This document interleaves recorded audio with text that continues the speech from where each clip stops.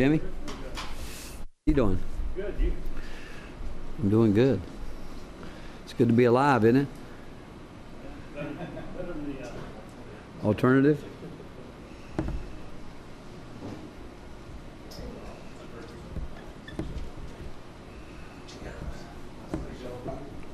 Rick, how's your foot doing? Doing good. Still taking PT, but at the end of the day, it just gets sore. Ice it down, but doing well. Do you ice it every day? Just about. Just about. Yeah. You'd be one of those athletes that, today I'll, Coach, it just depends. If it's midnight, you just get home and you're. But sometimes, yeah, most of the time I do. Yeah. It's age. Yeah. No doubt about it. All right, we'll go ahead and get started. English. Will Rob and then Rick. Coach, I don't know how much this had to do with the basketball game, but if you're on social media, it's been a firestorm. There's a picture of one of the referees from LSU, Anthony Jordan, holding up an LSU T-shirt with "quote unquote Go Tigers," and I just want to know if you're aware of it. After a game like that with so many controversial calls, how does that sit? I am aware of it. Obviously, it's been brought to my attention, and all I can tell you is that I've got trust and faith in the SEC office, that I know they are going to do their due diligence and look at it, and I just think that they will handle it the way it should be handled, and that's really all I can say about it. I mean, I really, truly always try to be as honest as I can with you guys. In a situation like that, all I can do is tell you the protocol that I have to go through, and truly believe that the SEC will do their due diligence, which I have full confidence they will. Rick, up 9 with 6 to go, and obviously the other team had something to do with it. But you want to develop, obviously, that killer instinct, being able to put teams away. Is that a matter, Coach, of mindset or increasing the intensity at both ends of the floor? How do you view that? Well, I view that as a game, and you're on the road up 9. I mean, you expect a team's going to make a push, and then there's a lot of things that can come into play there. It could be turnovers, it could be calls here or there, that it could be a lot of different things that go into it. But I thought our guys, and then if it got down to it, we had the lead and gave up an offensive rebound with that. And you expect this time of year to be in a possession game here or there every time you play.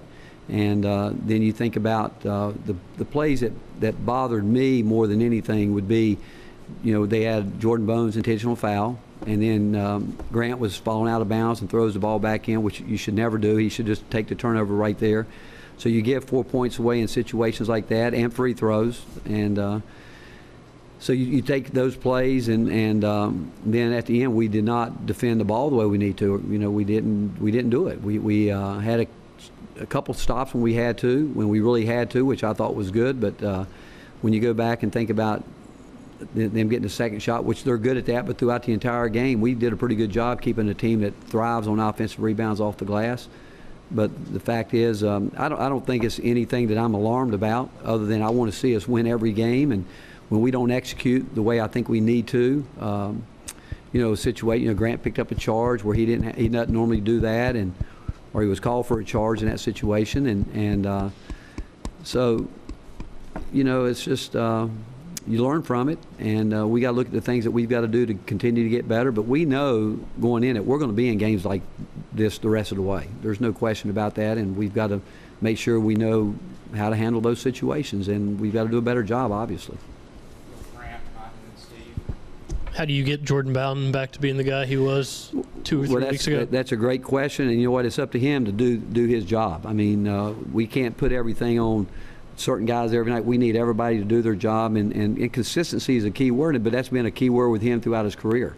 And when he has been at his best is when he is totally locked in on the defensive end, getting out, running the lanes like he's capable of, and so again, I don't have any question he's going to do that, but we need him to do it now.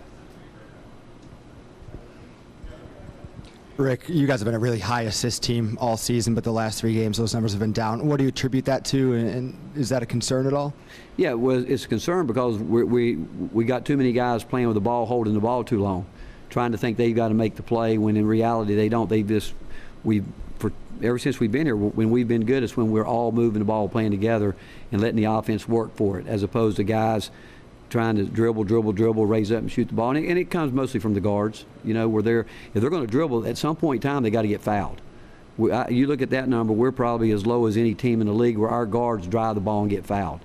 They choose to raise up and shoot difficult jump shots. And we don't even want them to do that. We want them to continue to let our offense work, but our guards do need to get fouled more, and the only way they're going to do that is being more aggressive attacking the basket as opposed to just settling for jump shots. Just to clarify from the first question, have you contacted the SEC office regarding that Facebook connection? I have been in contact with them since the game a couple different times, and I appreciate them and how they've talked to me and what we've talked about. And like I said, I have full confidence they're going to do the right thing. I really do. They understand the situation, and they're as upset about it as we would be. And but the fact is, they'll handle it, and then we've got to get ready to play another game. But it wasn't about the Facebook thing and not just the calls themselves. I've been in contact with them about everything that's happened. Yes. Mm-hmm.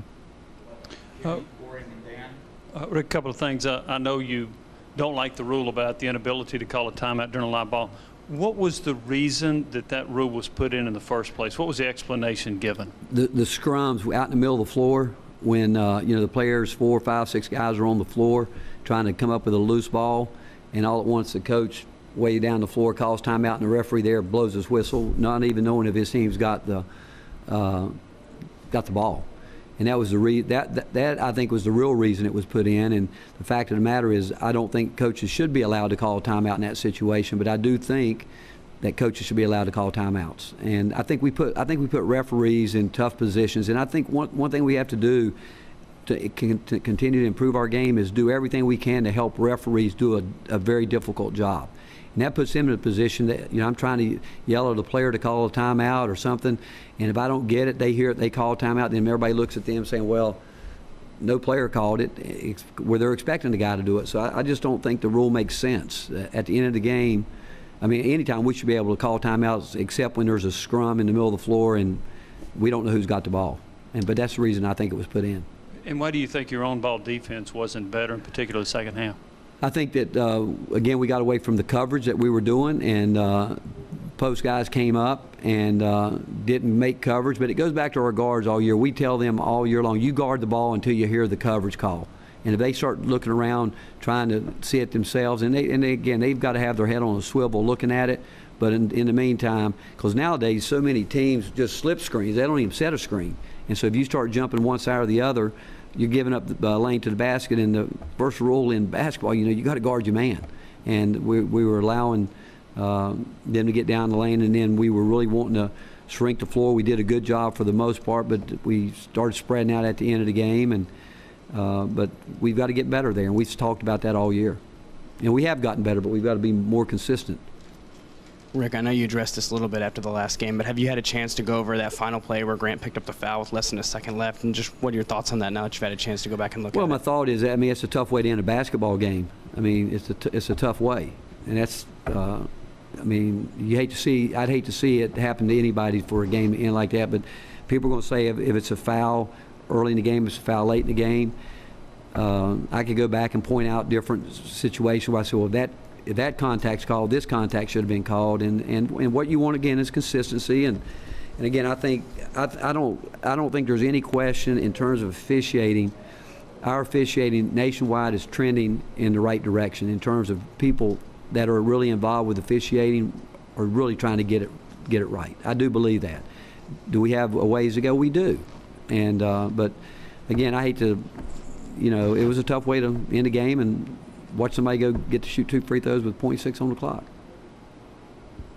Rick, you just touched on this a little bit. Could you talk a little bit more about the challenge of guarding dribble penetration, particularly when you got a guard like that LSU guard that was getting to the rim?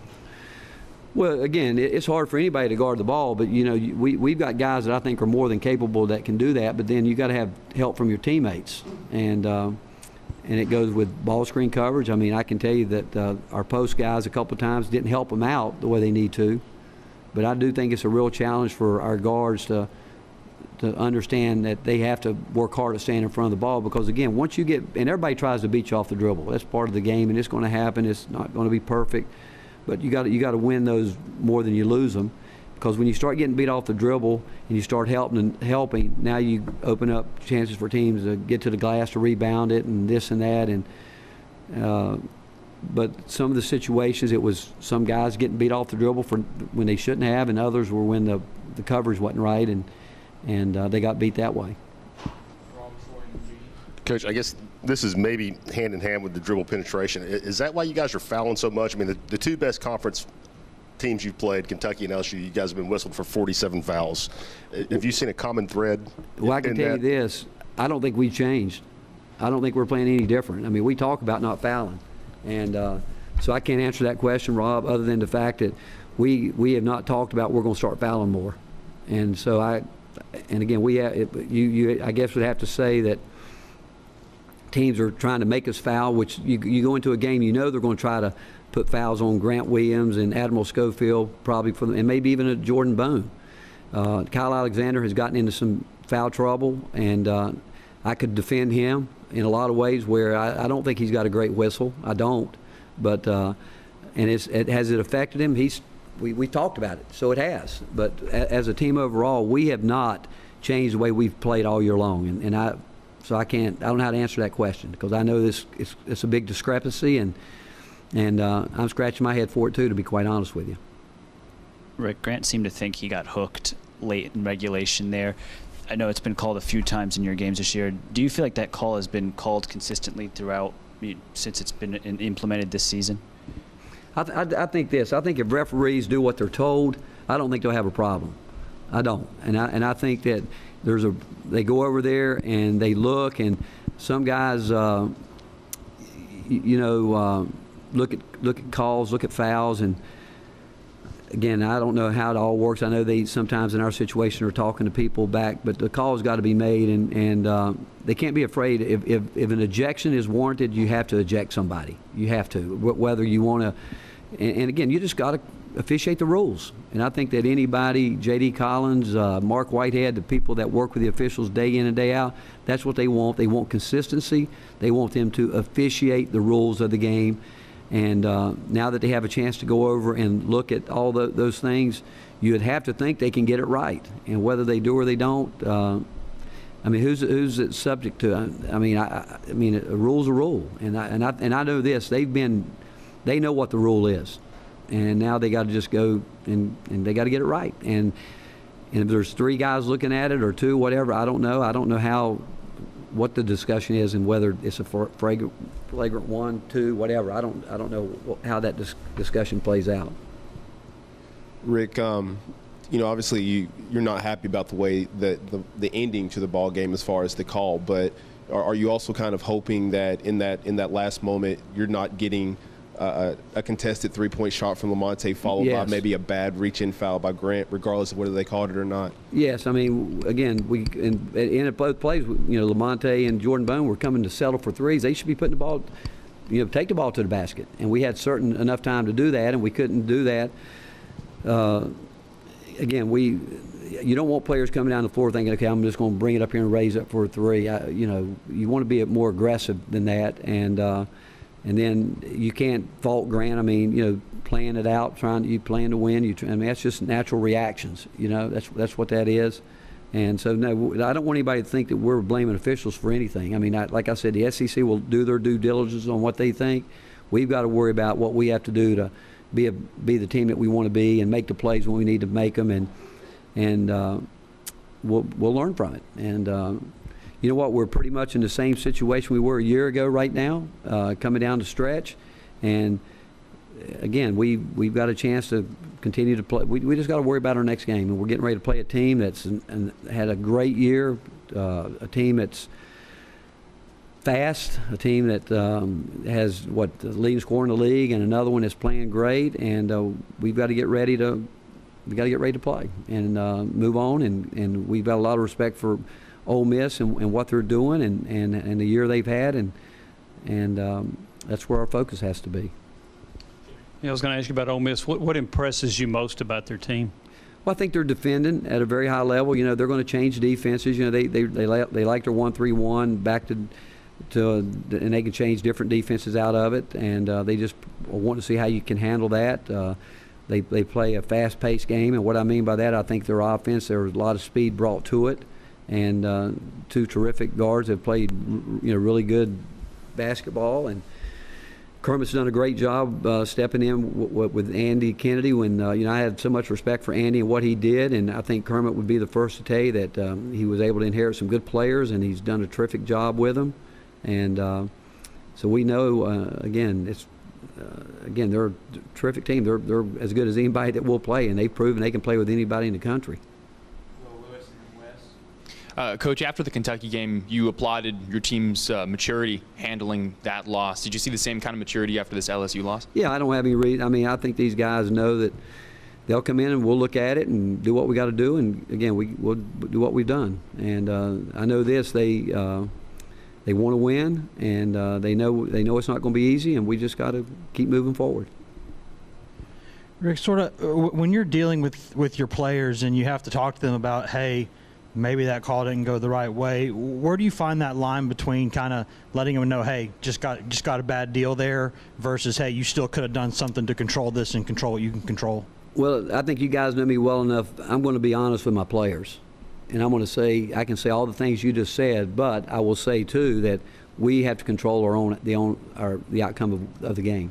But because I know they're young, I know they're hearing a lot of stuff that's being said, and they have for the last 2 weeks really. And I don't want them thinking about officiating and this and that, because I do know that I've got confidence in our officials in our league here. Are they perfect? They're not. Are some better than others? They are. Can some handle different environments better than others? They absolutely can, but it's no different than players. I can say the same thing about players and even talk about coaches probably. But the fact of the matter is, we've got to keep our eyes focused on what we have to do as a team and how we've got to get better. And to me, that and you don't ever stop thinking that way until the season's over with, because we can always find ways to improve, and we have to. Kyle seemed to kind of break through there in the second half Saturday. Just what did you see from him during that second half stretch, and just how encouraging is it after what he'd not done necessarily the last couple of weeks? Well, again, we talked to Kyle, and he's trying to figure some of this out too, because he's been in foul trouble, and we tell him he's got to stay aggressive. And in his mind, he says, if I'm aggressive, I've seen to pick up fouls, and I said, well, you got to be aggressive without fouling, obviously. But and I think a guy that's in his position often can get caught up in a lot of things where officials make calls that maybe he's not the guy that fouled, but it's hard to officiate this game. But I think with him, he's just got to be aggressive. I think he's got to be the player that we know he can be, and in the long run, it all works out. It does. And but I thought his demeanor's been really good the last 2 games. I thought he has gotten back to being the aggressive player that we want him to be. Rick, Ole Miss kind of made news over the weekend as far as some things that happened on that campus. Is that something that you actually have to talk to your players about in terms of how they may need to handle that in the event that there are any lingering effects? Well, we were off yesterday, so we obviously weren't together as a team yesterday. And one, I really admire and understand those young men, because the one thing they've made it clear, they had no intentions of disrespecting the American flag. It was all about the fact that the hate crime that they felt like they had to demonstrate, and I admire them for that, because that shouldn't be anywhere. And so I think the way their administration and Kermit handled that is terrific, and I think and the fact that they were willing to stand up for what they believed and what we should all believe actually is a good thing. But I don't know if there's anything else planned for this week down there. I don't know. I haven't. Again, maybe that's was a weekend thing that they had, and that's all I can tell you. Any other